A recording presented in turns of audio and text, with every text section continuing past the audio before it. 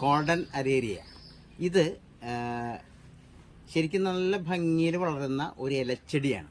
നല്ല ഭംഗിയിൽ നമ്മുടെ ബോർഡറായിട്ട് ഗാർഡനിലെ ബോർഡറിൽ വെക്കാനോ ഇല്ലെങ്കിൽ വേറെ ഏതെങ്കിലും മുകളിലൊക്കെ വയ്ക്കാൻ നല്ല സൂര്യപ്രകാശം ലഭിക്കുന്ന എവിടെ വെച്ചാലും നല്ല ഭംഗിയാവുന്ന ഒരു സംഭവമാണിത്. ഇതിന് നമുക്ക് വർഷക്കാലത്ത് പ്രൂൺ ചെയ്ത് നല്ല ഭംഗിയിൽ നിർത്തി ഒരു 6 മണിക്കൂറെങ്കിലും വെയിൽ കിട്ടുന്നിടത്ത് വെച്ചാൽ മാത്രമേ ഇത് നല്ല നിറത്തിൽ നിൽക്കുകയുള്ളൂ. ഇല്ലെങ്കിൽ പച്ച നിറയിപ്പോൾ ഗോൾഡൻ എന്നുള്ളത് മാറിപ്പോകും. ഇത് ഈ അരേലിയ പല തരത്തിലുണ്ട്, പല നിറത്തിലുമൊക്കെ ഉണ്ട്, പല വെറൈറ്റി ഉണ്ട് നമ്മുടെ നാട്ടിൽ. ഇത് പ്രത്യേകിച്ച് ബുഷിയായിട്ട് നിൽക്കുന്ന ബോൾ ടൈപ്പ് അരേലിയാണ്. നമുക്കിന്ന് വർഷക്കാലമായതുകൊണ്ട് പ്രൂൺ ചെയ്യണം, അതാണെന്ന് കാണിക്കുന്നത്.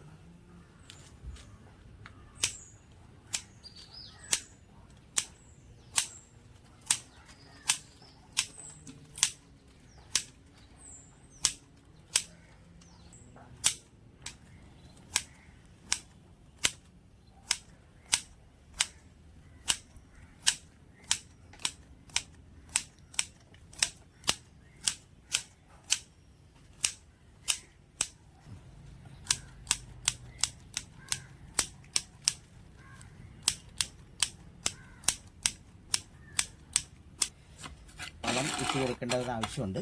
അപ്പോൾ നമ്മൾ ഇലച്ചെടിയാണ്, ഇതിനകത്ത് പുഷ്പിക്കുന്നതിന് വേണ്ടുന്ന പൊട്ടാഷ്യൻ്റെ ആവശ്യമില്ല. എന്നാൽ വേണമെങ്കിൽ ഇത്തിരി യൂറിയ ഇട്ട് കൊടുത്താൽ നല്ലതാണ്. വേറെ അതല്ലാണ്ട് വേറെ ഒന്നും വേണ്ട. സാധാരണ തന്നെ ചെയ്യാറ് എല്ലുപൊടിയും ചാണകപ്പൊടിയും മാത്രമാണ് നമ്മളിതിന് ചെയ്യാറ്.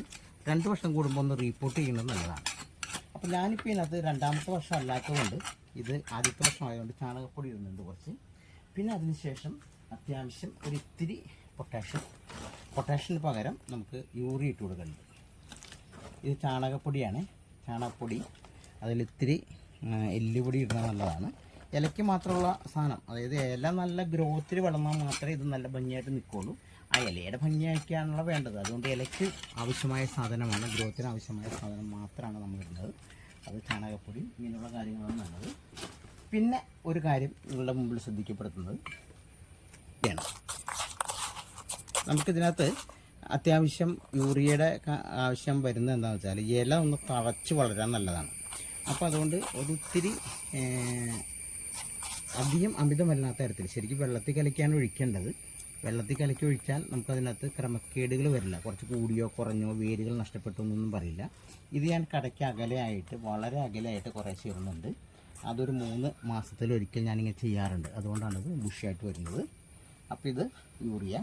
സാധാരണ രാസവളങ്ങൾ ഉപയോഗിക്കാത്തവരാണെങ്കിൽ ക്ഷമിച്ചേക്കണം, ഞാനിതിനകത്ത് ചെയ്യുന്നത് ഇതിന് വേണ്ടിയിട്ടാണ്. അതിനുശേഷം ഇത് നന്നായി ഒന്ന് മൂടിയിട്ട് കുറച്ച് നന കൊടുക്കണം. നന കൊടുത്ത് ശരിക്കും പിടിച്ചതിന് ശേഷം നമുക്ക് വെയിലത്തേക്ക് വയ്ക്കാം. ശ്രദ്ധിക്കേണ്ട കേസ്, എൻ്റെ വെള്ളങ്ങളൊക്കെ ഒരുമാതിരി ഒരാഴ്ച കഴിഞ്ഞ ശേഷം നല്ല വെയിൽ കിട്ടുന്ന ഒരു 6 മണിക്കൂറെങ്കിലും വെയിൽ കിട്ടുന്ന രീതിയിലേക്ക് വന്നാൽ മാത്രമേ ഇതിന് ഭംഗിയായ ആ ഗോൾഡൻ നിറം കിട്ടുകയുള്ളൂ. ഇല്ലെങ്കിൽ അത് ഒരു പച്ച നിറം തന്നെ ആയിപ്പോവും. ഞാൻ വേറൊരെണ്ണം കാണിക്കാം ഇവിടെ. ഇത് നോക്കി, ഇത് രണ്ടും ഒരേ സംഭവത്തിൽപ്പെട്ട സംഭവമാണ്. പക്ഷെ ഇതിൽ ഉള്ള വിഷയം ഇതിൻ്റെ നിറത്തിലുള്ള വ്യത്യാസം കണ്ടില്ലേ. ഇത് നല്ല വെയിലത്തിരുന്ന ചെടിയാണ്. നല്ല വെയിലത്തിരുന്നാൽ മാത്രമേ ഇങ്ങനെ ഗോൾഡൻ നിറത്തിൽ വരികയുള്ളൂ. അപ്പോൾ ശ്രദ്ധിക്കേണ്ടത്, ഇതിന് വെള്ളത്തിൻ്റെ കേസ് ഒരു ഇത്തിരി കുറഞ്ഞാലും വേണ്ടില്ല, പക്ഷെ വെയിലിൽ യാതൊരു പഞ്ഞവും വരുത്താൻ പാടില്ല. നല്ല രീതിയിൽ ഒരു 6 മണിക്കൂറെങ്കിലും വെയിൽ കിട്ടുന്നിടത്ത് മാത്രമാണ് ഇത് വയ്ക്കേണ്ടത്. ഇതുപോലെ തൈ ഉണ്ടാക്കിയെടുക്കാം നമുക്ക്. അപ്പോൾ നമ്മൾ വെട്ടിക്കളഞ്ഞിരിക്കുന്ന മാറ്റിയിട്ടിരിക്കുന്ന സംഭവം ഇങ്ങനെ കുഞ്ഞു സംഭവത്തിലേക്ക് എടുത്ത് മാറ്റി വെച്ചാൽ ചെറിയ പാത്രങ്ങൾ നട്ടു വെച്ച് കഴിഞ്ഞാൽ കുറച്ച് നനവ് പാടുള്ളൂ. അധികം നനവൊന്നും വേണ്ട. 1-2 ദിവസം കഴിയുമ്പോൾ വെള്ളം ഒഴിച്ചു കൊടുക്കുക. കുറച്ച് ഷെയ്ഡിൽ വെച്ചാൽ ഇതെല്ലാം നല്ല തൈകളായി വരും.